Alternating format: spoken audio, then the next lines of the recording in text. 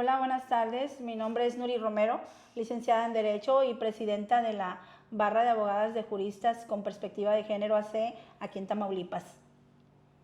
Hola, soy Seidy, soy víctima de violencia vicaria. Señora Seidy, ¿cómo es que comienza todo este infierno para usted?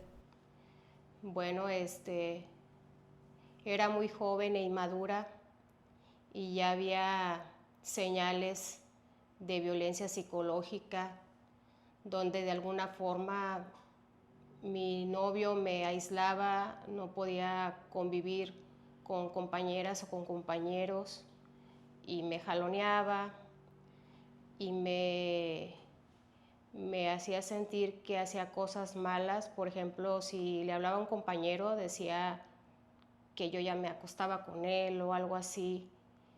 Y yo me sentía culpable de todo lo que él me acusaba. Y decía que si no hacía lo que yo quería, le iba a decir a mi mamá. Y yo pues me dejaba envolver por lo que él me hacía sentir mal.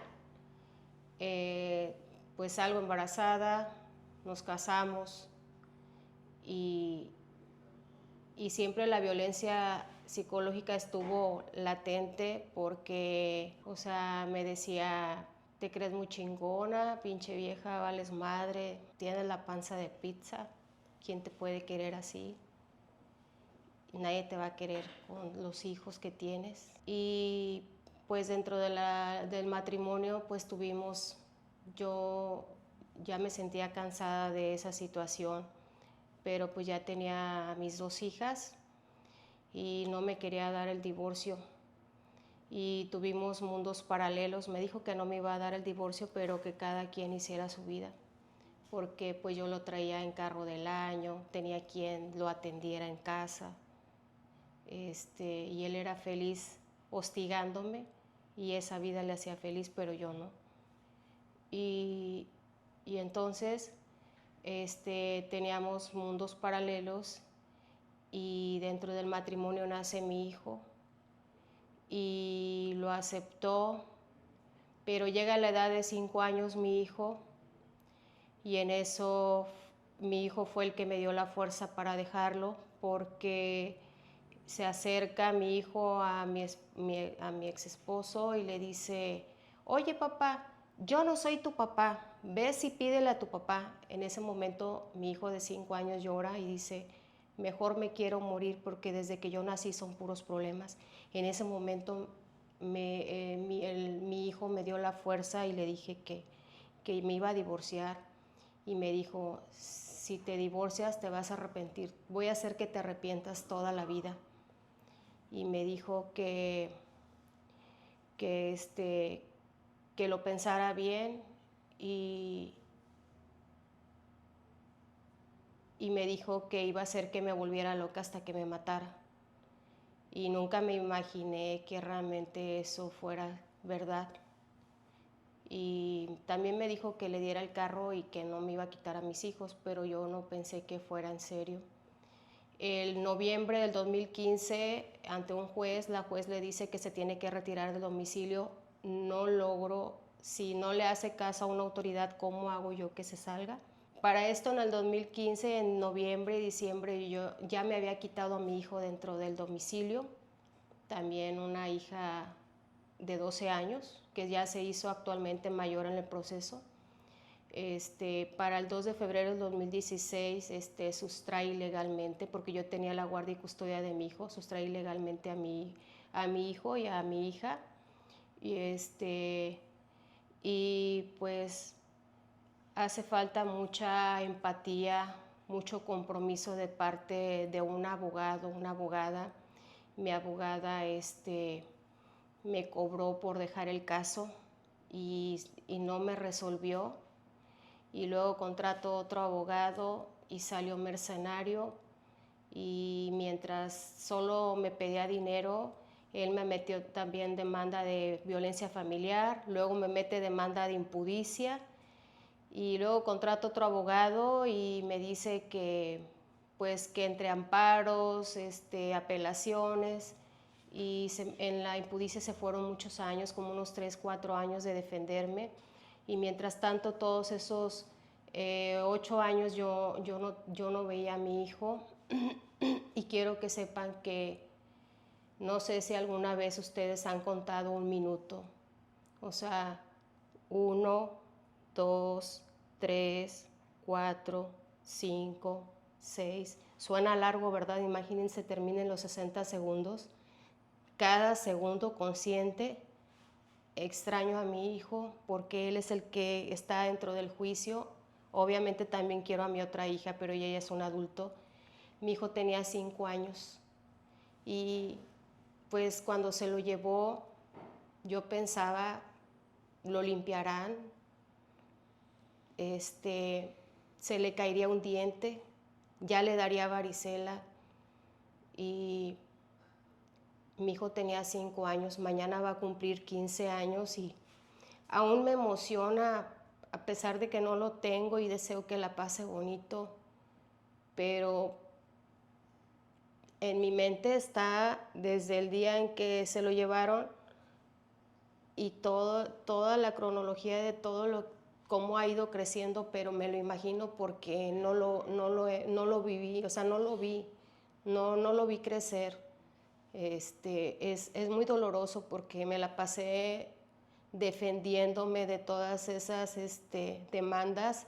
Me embargó el 45%, algo así, cobraba 18 pesos, 32 pesos, todo por un año, pues me tuve que esforzar para poder seguir luchando por mi hijo.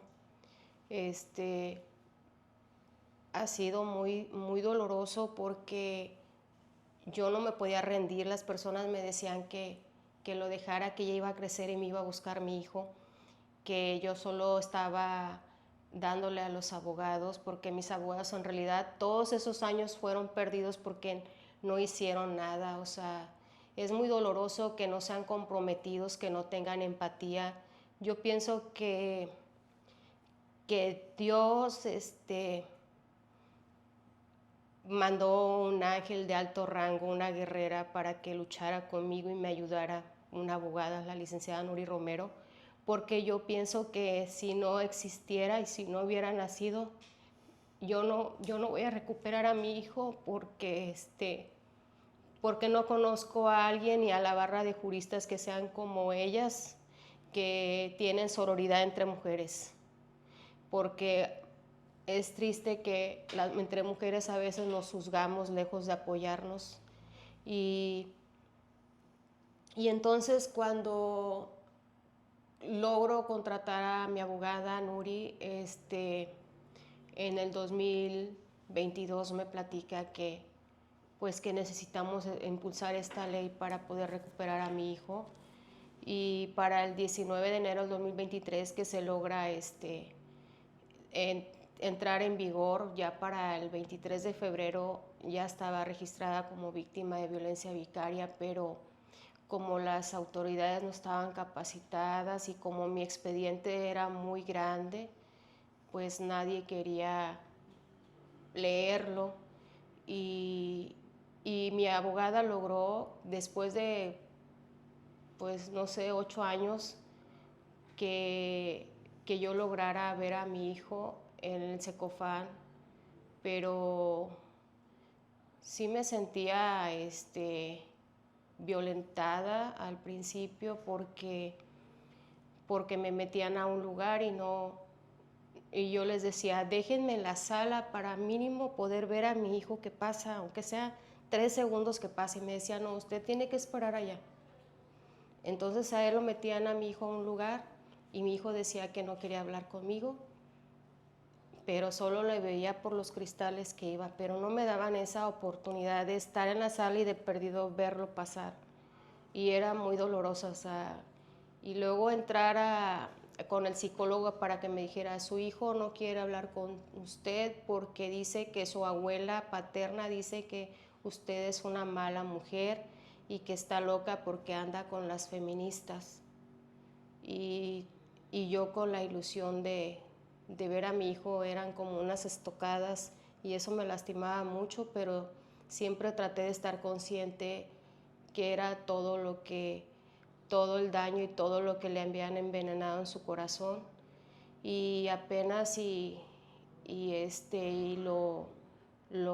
se percató la juez de eso y ella aceptó que se le diera terapia, pero él enseguida metió amparo para que no sanara y no se diera ese vínculo. Y posterior se retira de esa familia donde estaba con la línea paterna e ingresa a casa hogar, pero el agresor seguía teniendo contacto con mi hijo, y como el DIF no estaba sumergido en el tema, decían que era su padre, no lo veían como un agresor, que era su padre y que era el derecho de mi hijo verlo y convivir. Entonces no se iba a poder dar que sanara porque también iban las hermanas de él, los hermanos de él.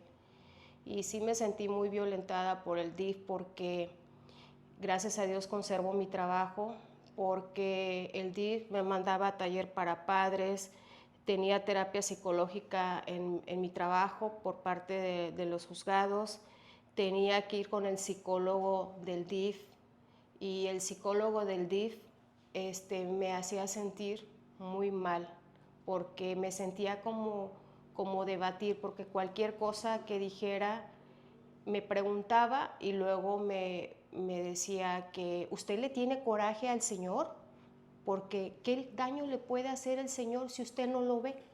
O sea, ahora, ¿cómo no piensa que a poco los amparos no me duelen, o la ausencia de mi hijo no me duele, o las apelaciones o todo lo que hace no duele? O sea, él necesitaba ver físicamente que me estuviera haciendo algo, o sea, y fue muy doloroso porque yo no quería ir con el psicólogo para sentirme maltratada. Y luego iba a la casa hogar y la psicóloga me veía feo, porque como que no sé qué le diría el agresor, porque tenía acceso y pues es que su hijo no quiere hablar con usted. Y pues nunca se dio que yo tuviera acceso a mi hijo en el casa hogar.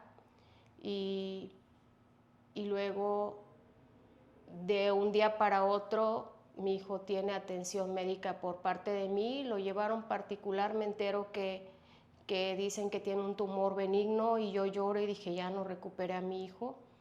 Pero ya después supe que eran unos abscesos, y en eso sí rápido resolvieron en ese mismo instante y se lo entregaron al hermano del agresor.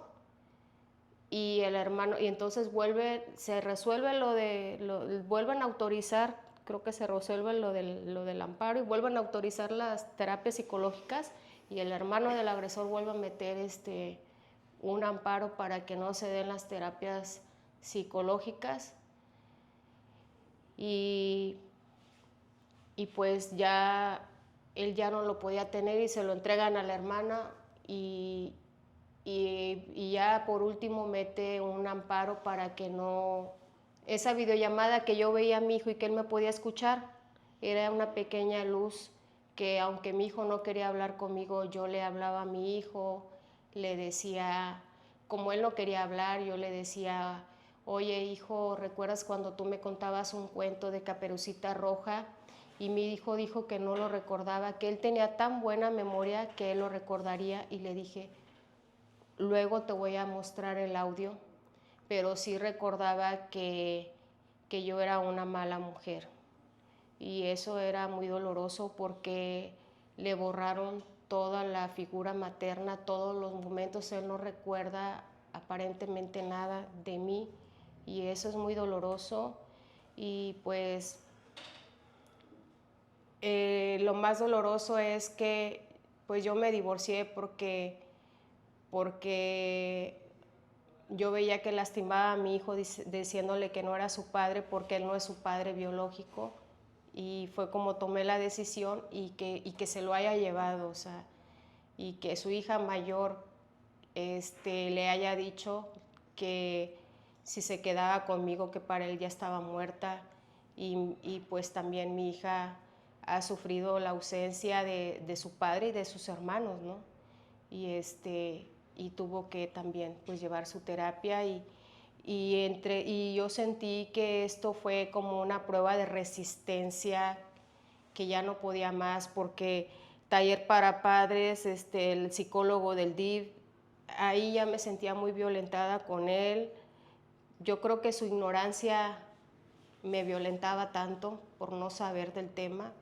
Y lo de mi trabajo, gracias a Dios conservo mi trabajo, porque salía desde las 8 hasta la 1 regresaba, o sea, ha sido muy difícil porque, por ejemplo, en las demandas de agresión, de familiar, de impudicia, es para meterte a la cárcel.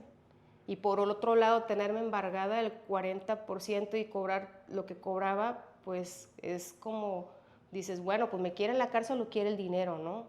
O sea, todo eso fue muy doloroso porque yo sentía que ya no podía más, pero el amor por un hijo te saca esa fuerza inimaginable que crees que no tienes, y no ha sido fácil. Estos años, la verdad, estos años anteriores, tiene mucho que no sé, apenas tengo poquito que medio duermo, pero es de dormirme y despertar 12, 1, 2, 3, 4, porque no puedo parar de pensar.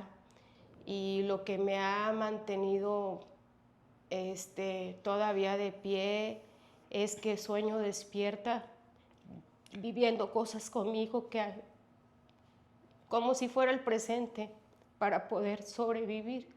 A veces me dicen, ¿por qué fantaseo? Pero ¿por qué te imaginas que lo vas a tener? Le digo, porque sufriría más todos estos 10 años pensando que no. Tal vez hoy me desilusione, pero al menos todos los 10 años pues he soñado que sí lo voy a recuperar.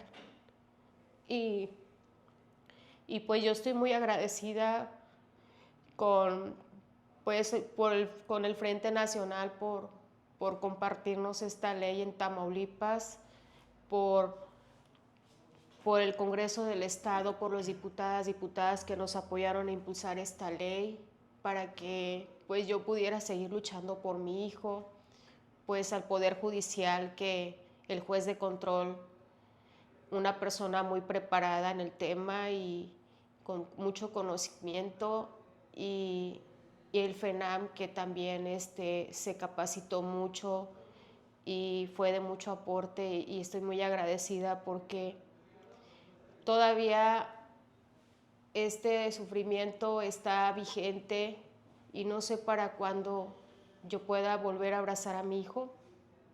Mañana cumple años y no lo puedo abrazar, no lo puedo tocar, no conozco. Tal vez algunos de ustedes tengan mamá y su mamá, si le ponen 3 hijas o 3 hijos y le vendan los ojos a su mamá, ella va a saber quién es su hijo o su hija. Y a mí, si me vendan los ojos, con olerlo no voy a saber, porque no conozco su aroma. Y es muy doloroso. Y yo pienso que no sé, no le desearía a ninguna mamá esto, porque no es fácil. En este año he tenido muchas alergias y me entra ansiedad y desesperación, pero es por la misma situación, porque yo quiero tener una vida normal con mi hijo, recuperarlo y que sane y que piense que fue una pesadilla, pero mi hijo ahorita no me reconoce y pues no quiere saber de mí, y todavía falta, los procesos son un poco dilatados y no sé cuándo lo vuelva a ver a mi hijo. Nuri, la señora Seidy nos acaba de compartir su testimonio de todo lo que ha vivido durante estos 10 años.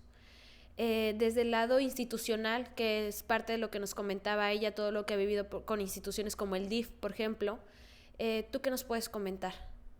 Mira, ay, perdón, pero es que vivo esto todos los días con ella. Es muy lamentable que los servidores públicos no se preparen y no se capaciten con las con los nuevos dolores ciudadanos, porque este es un dolor que la ciudadanía está viviendo. Es muy lamentable que no tengamos personal competente en estas áreas y qué es lo que lleva a revictimizar a la persona. Como lo escuchaste, ella se sentía violentada, inclusive en la audiencia que acabamos de estar, la defensa tomó una actitud en el momento en que ella se sintió violentada. El juez de control tuvo que llamar la atención ahí porque es un tema delicado. Desafortunadamente dependemos de criterios y cada ser humano tiene uno. Ella empezó un divorcio en el 2015, 8 años después llega con nosotros. Cuando nosotros leemos ese expediente y esos largos años y hacemos las primeras promociones, nos damos cuenta qué es lo que va a pasar. Entonces, nosotras somos mucho de la investigación, checamos los temas, encuadramos la situación de ella, vimos el tipo de delito, vimos que ya en México existía, que existía en otros países. Nosotras tenemos la oportunidad de estar en otros países porque pertenezco a la Red Nacional de Abogadas Feministas. Yo vengo de Redafen en México. Entonces tenemos toda la información a nivel nacional y de otros países que nos hacen llegar. En la investigación nos damos cuenta el tipo de violencia que ella estaba viviendo, checamos en México, vimos que Tamaulipas no la tenía y le decimos, Sadie, la única forma de lograr justicia contigo tiene que ser impulsando esta ley, porque si no, no vamos a poder. En 8 años no la habían divorciado cuando todo inició por un divorcio. 8 años y que no te hayan divorciado. Cuando hemos estado en foros y dice ella, 8 años y no me divorciaron, hay jueces en los foros que vamos, hay servidores públicos y todo el mundo dice, no puede ser. Pues sí, sí fue.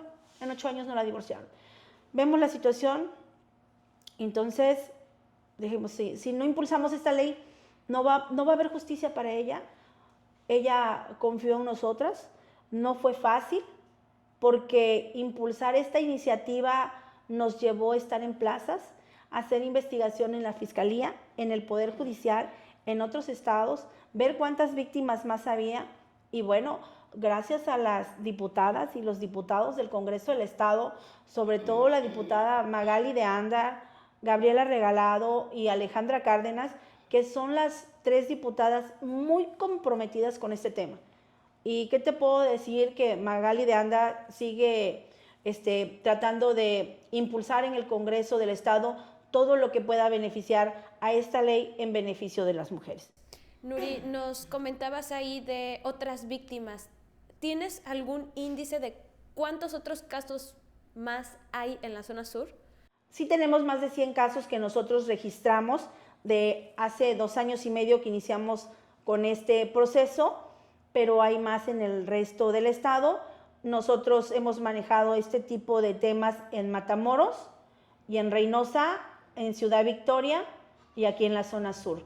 Y desafortunadamente el abuso de poder, muchas veces de dinero, de parte del agresor y la ignorancia de los servidores públicos en este tema lleva a revictimizar a la persona. Y aquí lo que se les olvida es que la violencia es a la mujer, pero el elemento son los hijos, las mascotas y los familiares. Entonces, hay un doble tipo de violencia, pero diferente. Aquí, en violencia vicaria, la víctima es la mujer, no es el niño que utilizan. El niño es el elemento, pero la víctima es una mujer. Y eso como que le ha dado trabajo entenderlo a muchas personas que luego dicen, es que el interés superior del menor está primero. Sí, y se respeta y se hace valer porque es vulnerable, pero el menor solo está siendo utilizado. Aquí la que está la víctima y que tiene un daño causado es la mujer.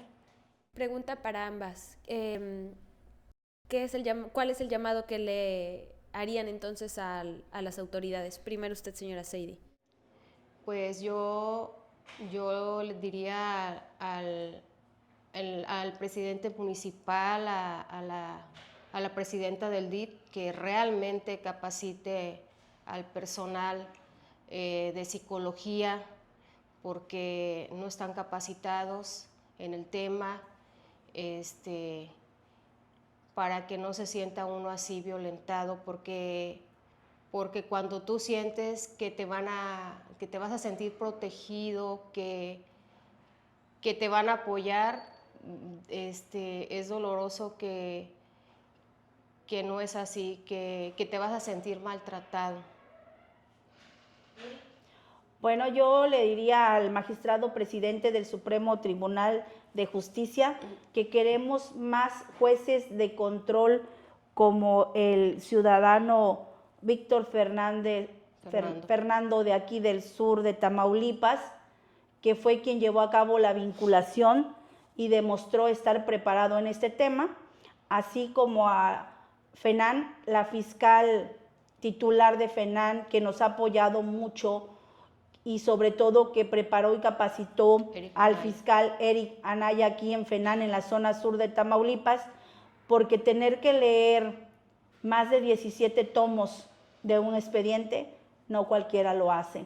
Mis respetos para el fiscal que puso FENAN, que nos ayudó para acreditar el delito, y sobre todo necesitamos más jueces de control como Víctor Fernando, que están capacitados y preparados en violencia vicaria, para que se vayan judicializando todas las carpetas que están en el sur y en el resto del estado, porque son más de 100 víctimas las que tenemos.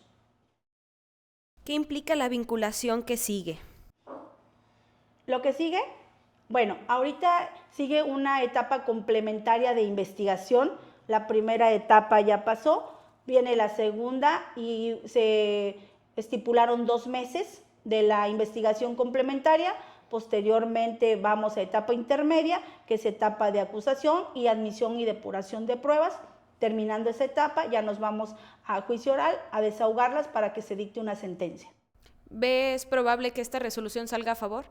Yo confío mucho en las autoridades, a pesar de que Seidy lleva 10 años en este proceso, que con nosotras lleva ya casi 3. Yo estoy segura de que la justicia tiene que llegar tarde que temprano. Esperemos que ya no tarde tanto. ¿Cuál es la pena que esperas? Me hablabas un poquito de pena máxima, es lo que buscas. Por supuesto que busco la pena máxima, ya que es de 8 años, y te decía, ni con la pena máxima yo voy a recuperar los 10 años que esta madre tiene llorando la ausencia de su hijo. Señora Seidy, por último, ¿la justicia tardía para usted sería justicia? ¿O qué le diría a su hijo? En todo este tiempo que no lo ha visto, menciona que mañana es su cumpleaños. Yo desearía que existiera una ley que resolvieran rápido y expedito cuando se tratara este tipo de violencia, porque se siente como estar sumergido y que quieres agarrar aire y que sientes que ya no puedes más, porque es algo muy doloroso que te lo tienes que guardar, porque solo las mujeres que lo viven lo pueden comprender. Le preguntaba si te sientes cómoda compartiendo algo que le dirías a tu hijo. Pues que no he soltado la cuerda, que tal vez mi hijo ahorita no lo comprenda, pero cuando sea adulto lo va a comprender. Ahorita él no comprende y tal vez él en el fondo diga no me sueltes. Él es mi hijo y es mi responsabilidad enmendar el error de habérselo dado a mi ex esposo a registrar y poderlo sanar.